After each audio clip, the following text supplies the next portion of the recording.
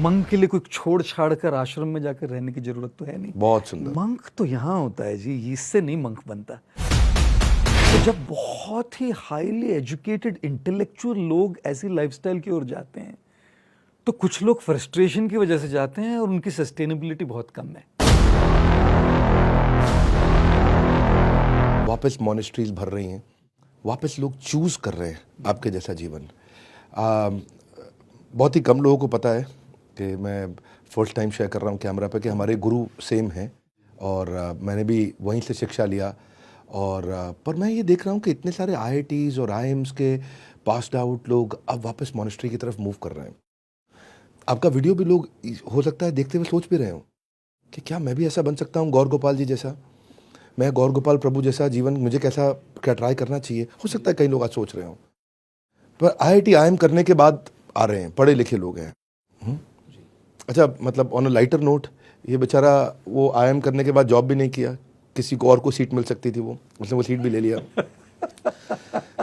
तो ये जो वापस मूवमेंट हुआ है वैदिक लाइफस्टाइल की तरफ, वापस जो मूवमेंट हुआ है, ये आपको क्या लगता है अब आने वाले समय में बढ़ेगा, ये ऐसा रहने वाला है, या कलयुग बढ़ रहा है तो ये फिर घटेगा? How do you see the trends happening? इतना ट्रैवल करते हैं, इतना फ्लाइट्स लेते हैं, आप ट्रेंड्स को देख रहे हैं, लोगों को पढ़ रहे हैं, बिहेवियर्स को पढ़ रहे हैं, क्या देखते हैं कि करंट जनरेशन और आगे की जनरेशन और बढ़ेगा कि घटेगा ये? मुझे ऐसा लगता है कि लोग आज मंक के लाइफ से ज़्यादा मंक के माइंडसेट को जानने की कोशिश कर रहे हैं। अरे अरे बिल्कुल ठीक। क्योंकि मंक की लाइफ तो सबके लिए पॉसिबल है ही नहीं, लेकिन मंक का माइंडसेट वो सबके लिए पॉसिबल है। अरे आंसर हो गया। मंक के लिए कोई ये कपड़े पहनने की तो जरूरत है नहीं, मंक के लिए कोई छोड़ छाड़ कर आश्रम में जाकर रहने की जरूरत तो है नहीं। बहुत सुंदर। मंक तो यहाँ होता है जी, इससे नहीं मंक बनता। और अगर किसी को ऐसे मंक बनना हो तो सबसे पहले फ्रस्ट्रेशन में ना बने। दाल नहीं पकी, नौकरी नहीं मिली, छोकरी नहीं मिली, इसलिए नहीं बने। दूसरा, जैसे मार्क ट्वेन ने कहा था कि there are 2 most important days in your life. 2 सबसे इंपॉर्टेंट दिन है आपकी लाइफ में। पहला, the day you are born, जिस दिन आपका जन्म हुआ था, और दूसरा, the day when you find out why, क्यों जन्म हुआ था।